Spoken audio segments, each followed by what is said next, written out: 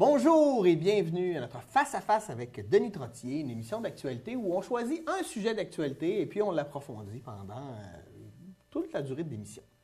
Et avec moi, bien sûr, Denis Trottier. Bonjour Denis. Bonjour. Ça va bien? Oui, ça va bien. Oui. Aujourd'hui, notre sujet, on va parler, comme il y a eu la Journée de la femme le 8 mars dernier, on va parler d'égalité homme-femme parce que je pense que c'est un sujet important. Hein? Oui, il y a encore de l'ouvrage à faire. Il y a encore beaucoup d'ouvrages à faire. Il y a des endroits où il y a encore plus d'ouvrages à faire que d'autres places. Hein? On va commencer par... c'est quoi ton constat sur l'égalité homme-femme dans le monde, sur la planète, en fait? Bien, c'est sûr que si on regarde au niveau de la planète, il y a des endroits où tu as l'impression qu'il ne s'est rien passé ou même que ça a reculé parce qu'il y a certaines sociétés, les femmes avaient plus de droits dans le passé qu'aujourd'hui. Comme en Iran, par exemple. Entre autres. Puis on pourrait en nommer d'autres. Ça fait que là, c'est un peu aberrant qu'en 2015, on soit si peu avancé que ça. Si on regarde des sociétés comme le Québec, c'est sûr que là, il y a eu une véritable révolution. Il y a encore de l'ouvrage à faire, mais il y a eu quand même des éléments extrêmement importants qui ont été gagnés là, à partir du moment le droit de vote, les droits de manière générale. Quand on parle, juste un exemple bien niaiseux, en 1960, là, on est dans la société moderne, on n'est plus sous Duplessis. Ouais. En 1960, quand Claire Kirkland-Casgrain était élue députée, elle était avocate et députée. Quand elle a voulu signer un bail pour avoir un appartement, parce que ça prenait un appartement à Québec comme moi j'avais, c'est que là, c'était refusé. Une femme n'avait pas le droit de signer un bail en 1960. Bon. En 1963, mon ancien professeur de 5e année, Mme Fortin, me racontait qu'elle avait voulu s'acheter un auto. Puis, c'était interdit pour les femmes d'acheter un auto, surtout quand il y a des professeurs. Finalement, à force de faire une négociation avec le président de la commission scolaire, qui était vendeur d'auto aussi, il a réussi à pouvoir s'acheter un auto, mais à condition qu'elle avertisse la commission scolaire pour savoir à quelle place qu'elle sortait. Puis également qu'elle n'avait pas le droit d'amener son auto à l'école parce que ça aurait eu l'air d'être trop riche. Bon. Fait que là, puis si on ajoutait des éléments, par exemple, comme la loi du double standard, c'est qu'il existait jusqu'à 1954 une loi qui avait été qui avait été validée par des juges par rapport à la question d'avoir des amants. C'est qu'un homme pouvait avoir un amant en autant qu'elle pouvait avoir une amende plutôt, en autant qu'elle n'était pas dans la maison. Si elle était dans la maison d'à côté, il n'y avait pas de problème, c'était régulier. Mais une femme, elle n'avait pas le droit d'avoir d'amant, ni dans la maison, ni à l'extérieur. Puis là, il y a un juge qui avait décidé, qui avait expliqué pourquoi, et il avait dit que, quoi qu'on en dise, la blessure faite au cœur de l'homme qui a été trompé par sa femme est beaucoup plus importante que la femme qui est trompée par son mari. Ça, c'est un juge. Ça, c'était des affaires légales. Là. Ça fait que là, on part de loin. Ah oui. Aujourd'hui, avec l'équité salariale, avec tout ce qui s'est passé, les femmes ont gagné beaucoup de droits, mais il reste encore beaucoup d'ouvrages à faire. Oui, puis pour une autre anecdote, moi, j'ai vu, c'est dans l'Est de l'Afrique, un couple qui sont pris à... un couple qui font l'adultère. L'homme a eu 3 mois de prison et la femme a été lapidée à mort. Oui. Non, mais là, tu fais... Oui. Ils ont fait le même crime, là. Non. C'est là, ça existe dans plusieurs sociétés encore aujourd'hui. Oui. Hey, on en parle un peu, là. C'est peut-être loin de chez nous, mais on parle beaucoup de mariage forcé, de l'excision, de la polygamie. Qu'est-ce qu'on peut faire contre ça? Parce que c'est sûr que ça nous révolte. En même temps, c'est loin de chez nous, fait qu'on se dit, c'est leur problème. D'abord, je pense qu'il faut dénoncer ça, mais aussi, c'est qu'il ne faut absolument pas que ça puisse se reproduire chez nous. On a vu des cas chez nous, là, entre autres, par exemple, comme il y a eu un cas récemment, là, que le monsieur a tué sa femme et ses enfants parce qu'il voulait crime d'honneur, etc. Ça s'est passé au Canada, là. Ça s'est passé en 2013, je pense. Ouais. Là, puis il y a des gens qui étaient prêts à faire des ouvertures par rapport à la charia, etc. Tu sais, de dire que c'est leur culture. Là, il faut absolument que nous autres, on puisse dire, non, ça passe pas ici. Là. Si nous autres, on n'est pas capable de mettre un WAP ici, comment est-ce qu'on va faire pour interdire ça ailleurs? Il faut qu'on serve d'exemple. Puis l'autre élément, c'est que je pense qu'une des choses qu'on peut faire, qu'on doit faire, c'est de soutenir les organisations qui fournissent de l'éducation aux filles dans ces pays-là. Oui. C'est sûr que tant que les filles n'auront pas accès à l'éducation, c'est comme la base de tout. Il y a des pays que l'instruction primaire est encore interdite pour les filles. Bon, ça fait que là, fournissons une aide pour l'éducation aux filles. Déjà, d'après moi, ça va être un pas dans la bonne direction. En tout cas, ça peut être un des éléments sur lesquels on a un pouvoir. On ne peut pas arriver dans un pays et tout changer ça, là, mais soutenir des organisations qui soutiennent les femmes, ça peut être une bonne façon Je de dirais même qu'il faudrait éduquer les hommes là-bas pour qu'ils permettent aux femmes d'aller à l'école. Je pense qu'il faut développer des modèles. Puis il faut qu'à un certain moment donné, là, que ce soit les hommes qui disent aux hommes, t'es pas correct. Là. Parce que tant que c'est les femmes qui disent ça aux hommes, ça marche pas. Parce que les machos, ils restent machos. Mais quand à un moment donné, mettons, s'il y avait des vedettes, des joueurs de hockey, puis les kids qui disaient, moi, là, j'accepte pas ce genre de comportement-là.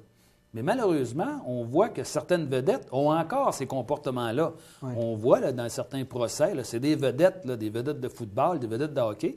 Encore cette semaine, je vous disais qu'il y a des joueurs de hockey dans le junior qui vont être accusés là, d'agression sexuelle en 2015. Là, il me semble que là, il faut qu'il y ait des hommes qui se lèvent et qui disent c'est fini, ça. Là. Ouais. Puis toi, si tu es un colon, on va te mettre en prison. Si tu n'es pas capable de te conduire correctement, ben c'est que là, ta liberté, elle ne peut pas être acceptée parce que ta liberté brime celle des autres. Puis pourquoi la religion a autant de difficultés avec l'égalité homme-femme?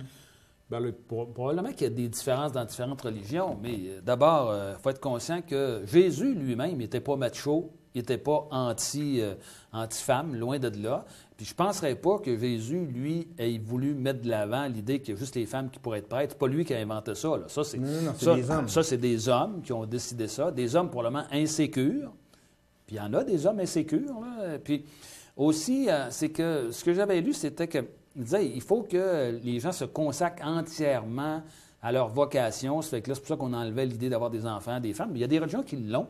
Oui. Mais de toute façon, là, quelle que soit la raison, ça ne tient pas la route. C'est que en 2015, ça n'a pas de bon sens. Puis l'Église, entre autres, au Québec, a payé beaucoup pour ça. Parce qu'il y a pas mal moins de clients qu'il y en avait, entre autres, à cause de ça. Puis ici, là, si on peut réellement parler, tu sais, on a fait des avancées, on parlait même, en 86, les femmes autochtones ont eu le droit de vote. Et en 86, ça fait 30 ans, là, ça fait pas si longtemps. Mais est-ce qu'on peut penser qu'on est réellement arrivé à une égalité, là, ici, là, où il y a encore du gros travail à faire? C'est que là, ça dépend des éléments. C'est sûr que si on regarde, par exemple, comme là où il y a des syndicats, les conditions de travail sont les mêmes pour les hommes et les femmes, mais il y a encore beaucoup de travail à faire. La semaine dernière, il y a une étude qui vient de sortir que chez les professionnels, entre les hommes professionnels, les femmes professionnelles, il y a une différence de salaire d'au moins de 4 de l'heure encore aujourd'hui.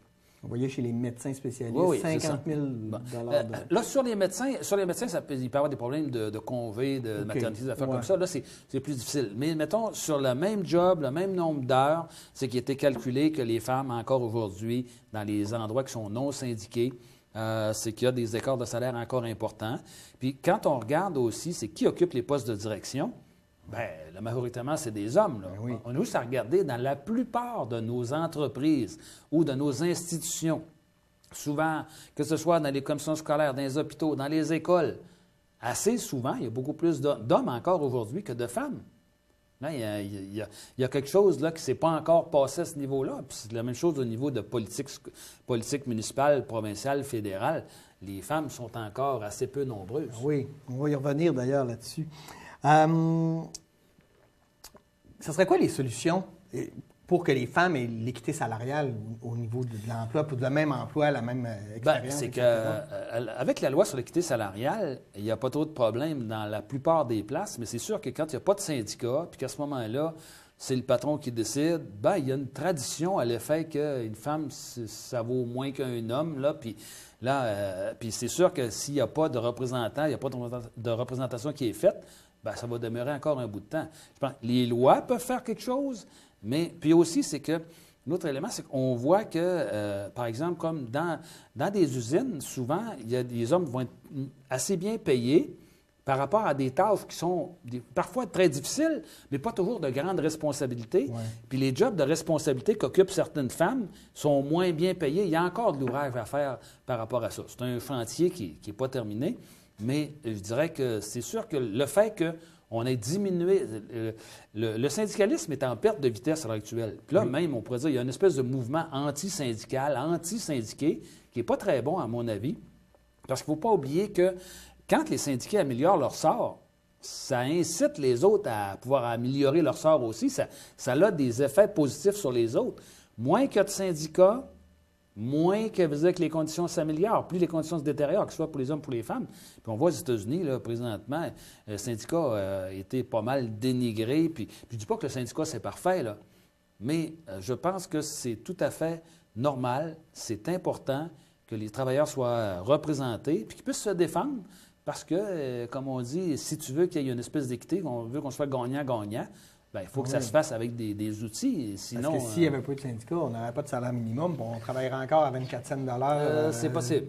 16 heures par jour, puis on commence à travailler à 14 ans. Probablement qu'il y aurait, comme encore aujourd'hui, qu'il y aurait des bons employeurs qui vont donner des bonnes conditions de travail à leurs employés. Ça a toujours existé dans le passé, puis il y avait des mauvais employeurs avec des mauvaises conditions, mais c'est sûr que ça a permis d'améliorer beaucoup. Mais je pense qu'il faut trouver un équilibre là-dedans. On a vu dernièrement un portrait qui représentait les 25 personnes les plus influentes du Québec. Là-dessus, il y avait juste 4 femmes. Pourquoi on a de la misère avec la femme en poste d'autorité ou en poste de pouvoir? Je pense que c'est une mauvaise habitude? On est encore dans une société macho.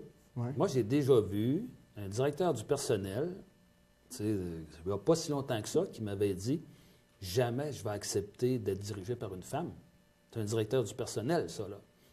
C'était quoi sa vision des femmes? C'est que là, il y a encore un problème important à ce niveau-là. Puis on l'a vu avec Mme Marois. C'est pas tout le monde. Beaucoup de dénigrements qui étaient faits par rapport à Mme Marois. Je comprends qu'elle n'a pas pris toujours juste des bonnes décisions, mais il y avait des dénigrements qui étaient des dénigrements anti-féministes, à mon avis. Qu'on ne regardait pas chez les hommes. Là. On regardait son habillement, on regardait pas ça chez les hommes. On regardait certaines décisions, etc. Mais c'était vu. Puis en plus aussi, c'est que, on le sait, une femme, là, pour pouvoir réussir à être l'égale de l'homme, il faut qu'on en fasse plus, comme on dit. Là, le gars qui a fait une journée moyenne, c'est une journée extraordinaire. Là, la femme, elle, il faut qu'elle soit occupée de bien des affaires pour réussir à avoir une espèce d'équivalent. Je pense qu'on est encore dans un monde qui a des relents de machisme. Puis en politique aussi, tu le disais tantôt, il y a très peu de femmes. Là. Ici, on a été chanceux dans la MRC-Chapdelaine. On a quand même beaucoup de bonnes mairesses dans les dernières années. Bon, là, ça a changé. Sans essayer de comprendre pourquoi, parce que je pense qu'on a fait un bon topo là-dessus, mais comment on pourrait inciter les femmes à aller plus en politique? Mais il y a des explications là, qui ont été faites. Il y a des enquêtes qui ont été faites par des universités pour essayer de voir c'est quoi le problème. Bon, c'est sûr que, mettons, en dehors des questions de relations de travail-famille, bon, puis que les femmes ont des enfants, c'est sûr que c'est plus compliqué. Quand tu es enceinte, là, puis on dit l'instinct maternel, etc. Là, bon. Ça, mais si on enlève ça, là, parce qu'à un moment donné, les femmes n'ont pas des enfants toute leur vie, là, c'est que là, il a été démontré que 2 raisons principales.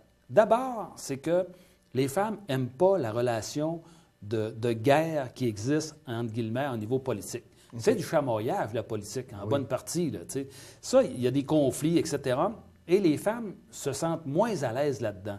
Ils n'aiment pas cette idée-là d'aller se battre contre un parti, contre des adversaires. Ils ont moins... Puis je ne dis pas qu'il n'y a pas de femmes qui se chicanent. Il y a des femmes qui se chicanent, il y a des femmes qui bitchent les autres, il y en a. Mais de manière générale, les femmes ont moins tendance à être attirées par les affaires de conflit. Alors que les hommes, eux autres, se chamoyer, c'est plus dans leur naturel. Un coup de coude, puis etc. Là, bon. Deuxième élément, c'est que les femmes, de manière générale, je ne dis pas en particulier, de manière générale, ont moins confiance en leur capacité que les hommes. C'est vrai que les femmes se font moins confiance. Puis un homme là, qui a un quotient de 100, il pense qu'il a un quotient de 150. Une femme qui a un quotient de 150, elle n'est pas sûre qu'elle a un quotient de 100. Moi, je le vois avec mes étudiants. Des fois, des très bonnes étudiantes, puis ne sont pas sûres d'elles. Ouais. Pourquoi ça existe, je ne le sais pas, là. Mais ça a été démontré que les femmes ont tendance à avoir moins confiance en elles. Puis, il faut les ouvrir les portes parce que on s'aperçoit, quand c'est les femmes qui s'occupent d'un certain nombre de fonctions, qui font mieux ça que les hommes, bien souvent. Ouais. Ils prennent ça plus à cœur, ils ont plus de... ils sentent les responsabilités davantage. De manière générale, moi, j'aime mieux travailler avec les femmes qu'avec les hommes. Je trouve qu'ils sont meilleurs. Ouais. Mais souvent, eux autres, ils ne le perçoivent pas. Fait que ça, c'est comme 2 barrières qu'il faut changer. Là. Bon, avoir une politique qui a moins de conflits, ça serait simple. Ça serait simple, oui, parce que pas mal tout le monde est écœuré de ça. Là. Bon, ça fait que là, puis l'autre élément, donner plus confiance aux femmes, puis aussi mettre des conditions. T'sais. Par exemple, comme dans le passé, ça a déjà siégé la nuit. C'était ridicule. Les gars avaient du fun, ils prenaient un coup des fois, puis tu sais, là, mais ça a été... On a amélioré un certain nombre de choses, mais il y a encore du travail à faire pour concilier travail-famille, probablement avoir des politiques moins conflictuelles, puis peut-être aider à rendre confiance aux femmes. Puis dans les solutions, entre autres, Alexandre Cloutier, qui se présente justement à la course à la chefferie du Parti québécois, proposait que les partis politiques qui auraient au moins 40 de candidates pourraient avoir un meilleur financement politique de la part du directeur général des élections. Autrement dit, mettre une carotte, comme on dit, là, de mais mettre pas un juste bonus. pour avoir des candidats, mais des femmes élues, si j'ai bien compris. C'est que là, à partir du moment où tu as des candidates et tu as des chances d'avoir des femmes élues, là, les mécanismes, là, on va revoir, mais l'idée, c'était de bonifier les partis politiques qui s'arrangent pour avoir plus de candidats et éventuellement plus d'élus. Ouais. Mais en tout cas, on le voit, tu parlais en tout cas de la réussite, mais toutes les statistiques le montrent au niveau de la réussite scolaire et maintenant, les filles ont pris le devant sur les bancs d'université. Il y a beaucoup plus de filles qui sont là, qui vont graduer. Donc, est-ce qu'on peut penser que ça va amener un changement dans la société parce qu'il va y avoir plus de... Oui, parce que, entre autres, c'est que tant que tu n'as pas le diplôme, tu ne peux pas faire grand-chose avec ça. Là, puis, dans les aberrations, là, avant ça, les femmes, ils ne pouvaient pas avoir des vocations professionnelles. Ils ne pouvaient pas devenir médecin, notaire, avocat. Là, à un moment donné, on les a acceptés. Mettons, on les acceptait pour devenir, mettons, avocates, mais ils pouvaient juste être secrétaires d'avocats. Ils ne pouvaient pas être avocats. Des aberrations, là, puis ça fait pas si longtemps que ça. Puis, mais là, c'est sûr que le fait d'avoir accès, ça va aider à prendre en confiance, mais il y a encore des éléments. Là, ça va prendre quand même encore un certain temps avant qu'on en arrive à une équité là, assez intéressante. On sent qu'on est sur la bonne voie, là. Oui. Dans tout ce débat-là pour les femmes, c'est quoi l'importance du droit à l'avortement? Puis tu parlais de conciliation travail-famille. Donc, c'est des mesures qu'il faut garder pour les femmes, pour l'égalité homme-femme. Est-ce que tu considères que c'est des acquis importants? En fait? Bien, c'est que la question de l'avortement, c'est de reconnaître que c'est la femme qui est maître de son corps. Ouais. C'est elle qui va enfanter. T'sais, le gars qui décide d'avoir un enfant, lui, là, disons qu'il a le beau bout de la patente. C'est le cas de le dire. Bon. Mais là, c'est que là, lui, il peut décider ça, mais après ça, lui, il peut te sacrer son camp, n'importe quoi. Ça fait qu'à ce moment-là, c'est pas riche, mais je pense que le fait qu'on reconnaisse que c'est la femme qui est maître de son corps, qui décide en dernier recours s'il doit avoir un enfant ou pas, ça, c'est fondamental pour avoir une égalité entre les hommes et les femmes, puis qu'on puisse vivre dans une société de liberté. Moi, je reconnais ça. Est-ce que les femmes doivent tout à faire avorter? Là, c'est une question de décision personnelle. Ça. Oui, c'est ça. Je ne dis pas si c'est bon ou pas bon. Mais pour moi, c'est la femme qui doit décider de son corps et d'avoir un enfant ou pas, c'est une décision fondamentale qui doit lui revenir en dernier recours. Dans les mesures qu'on a, comme les congés maternité, les garderies, en fait, ça aide aussi à ce que la femme puisse avoir une meilleure action au marché du travail. Hein? Oui, c'est sûr que ça aide, ça contribue. Puis c'est sûr que, il y a des femmes qui sont plus âgées qui disent « moi, j'ai réussi à faire une carrière malgré le fait qu'ils n'avaient pas ça. » On est dans une société qui a plus de services, puis il faut que les gens s'en rendent compte aussi. Des fois, les gens, ils trouvent que ça coûte cher d'impôts, etc. Mais ça, c'est des affaires qui existent, qu'on paye, qui sont payées collectivement. Mais ça, il faut reconnaître ça aussi. Oui. Mais c'est peut-être qu'il devrait y avoir d'autres incitatifs, peut-être des congés sociaux, peut-être pour ceux qui font de la politique, autant les hommes que les femmes, peut-être.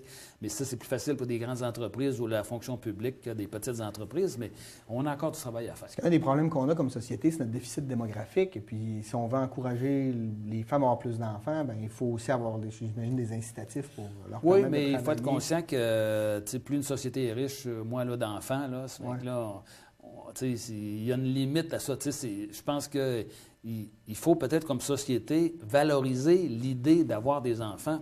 Moi, je me rappelle que dans les années 70, c'était pas très valorisé d'avoir des enfants. Là. Nous autres, on avait eu un, puis là, le monde nous regardait pareil comme si c'était des extraterrestres. C'est quoi que vous faites avec un enfant?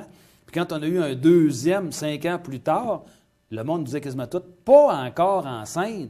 T'es rendu juste au deuxième, c'était pas encore enceinte. C'était pas très valorisé.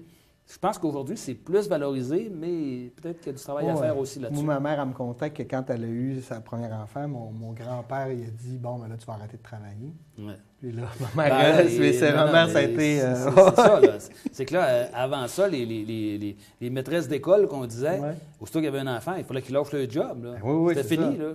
Tu avais le choix entre les enfants et le travail, ce qui est aberrant. Ah oui. C'est quoi les combats importants que le mouvement féministe peut encore faire? Puis tu sais, je trouve ça aussi un peu triste parce que souvent quand on parle de féminisme, on associe beaucoup ça quasiment à des extrémistes, là, mais on est loin de ça, là. C'est quoi les combats qui devraient mener, selon toi, au Québec, au Canada? Aujourd'hui, il n'y a plus beaucoup de monde qui veulent se dire féministe. Là, c'est un peu comme si c'était négatif, un peu comme tu disais. Mais être féministe, c'est pas d'être extrémiste. C'est juste de dire, moi, je veux avoir l'équité, je veux avoir l'égalité entre les hommes et les femmes. C'est juste ça, là. Moi, je me dis féministe, personnellement. Oui, c'est ça. Moi, je me sens, tu sais, moi, je suis macho. Moi, les machos, c'est des colons. Puis je pense qu'il va falloir un moment donné qu'il y en a qui se le fassent dire.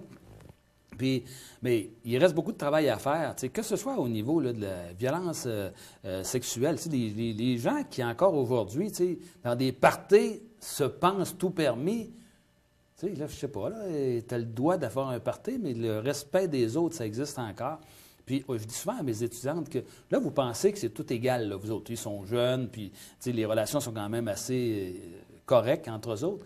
Quand vous allez rentrer sur le marché du travail, vous allez voir qu'il y a encore des problèmes. Vous allez voir que c'est pas si facile que ça pour les femmes d'obtenir des postes de direction. Il y a de l'ouvrage à faire. Parce qu'on entend encore beaucoup de jeunes filles qui disent « Moi, je suis pas féministe, mais je veux dire, j'ai l'impression qu'ils ne réalisent pas tous les acquis que les féministes ont fait pour eux, en fait, là, pour leur permettre d'avoir la vie. C'est ce que Pauline Marois avait dit quand elle avait été engagée par Mme Lise Payette. Elle avait dit « Moi, je ne suis pas une féministe. » Puis là, Mme Payette lui avait dit, Mme Payette, qui se définissait comme étant une féministe, avait dit « Attends un petit peu, tu vois, tu vas le devenir, j'aurais pas besoin de rien faire, tu vas le devenir en travaillant dans le monde dans lequel on est. » Ah oui, bien oui, puis elle l'a été, en tout cas, elle a été d'avant pour les femmes. Hein. Parce que tu parlais des machos, mais c'est un mouvement qui existe, le masculinisme, là, qui se défendent. C'est quoi l'importance de ce mouvement-là au Québec en ce moment? Bien, ça reste quand même un peu marginal. Ça existe depuis longtemps. Entre autres, là, c'est que on a appelé ça masculinisme au début des années 1900 pour faire une espèce de compétition aux féministes. Ça a tombé pas mal pendant longtemps. Ça a redémarré dans les années 80.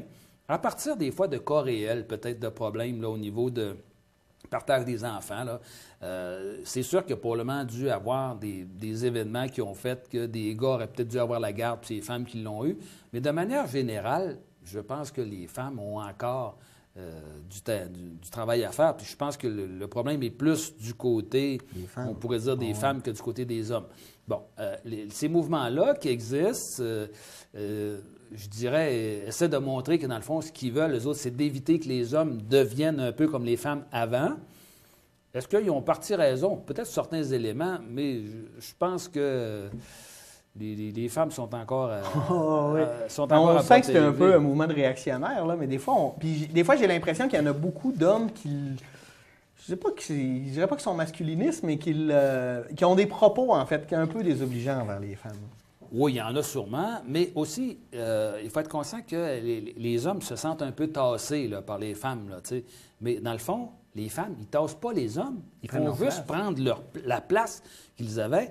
C'est sûr que si tu es dans une situation dans laquelle les hommes occupaient toutes les fonctions de direction, il y avait tous les meilleurs salaires, etc., bien, c'est sûr que quand tu vois que là, tu es obligé de partager ça, bien, il y en a qui sont déçus, mais on n'a pas à être déçus qu'on rétablisse une équité. Oui, c'est ça. Mais c'est sûr que celui qui a l'impression qu'il n'a plus tous les pouvoirs qu'il avait avant, bien, il peut se sentir un peu démuni. Mais je pense que peut-être qu'il aurait dû se questionner sur le fait que comment ça se fait que lui avait ces pouvoirs-là puis que sa femme ou les autres femmes ne les avaient pas.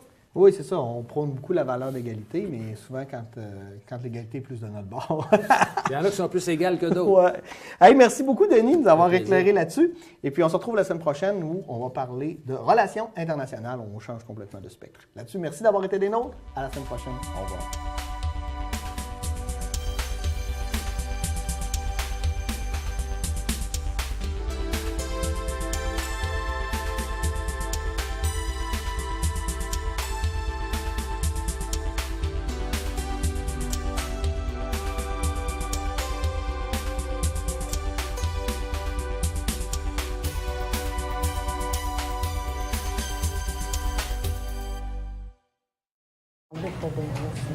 Si on regarde nos prévisions d'an passé, à pareille date, on observe un manque à gagner de 5 millions. 5 millions. Va falloir donner un coup cette semaine. Tu t'occupes du dossier de Vancouver. Je m'en occupe. Martin, relance Wilson au plus vite. OK. Sophie? Oui? Appelle Toronto, je veux un rendez-vous jeudi ou plus tard. Parfait. Vous ne pouvez pas avoir la tête ailleurs quand vous traversez un chantier routier.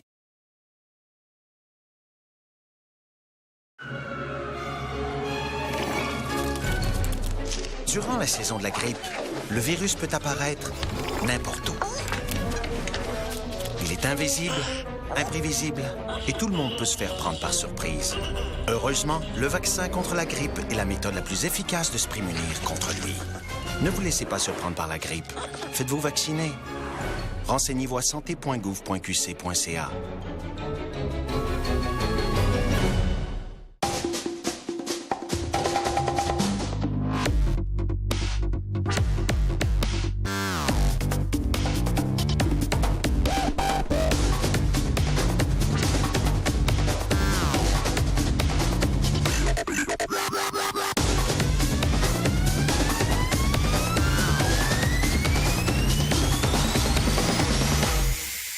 Il y a tellement mieux à faire que de consommer.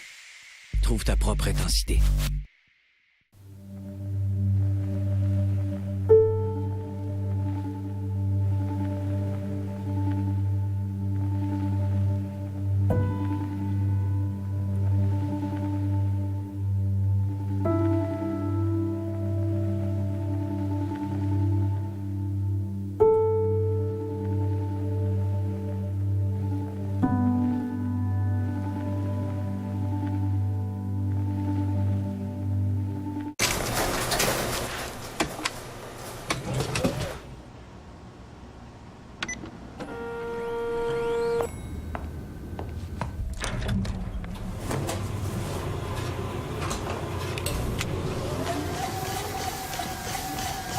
Dans la vie, il y a des machines qu'on contrôle et des machines qu'on ne contrôle pas. Rien ne peut augmenter les chances de gagner. C'est toujours le hasard qui décide. Visitez le jeu-doit-rester-un-jeu.com. À mon âge,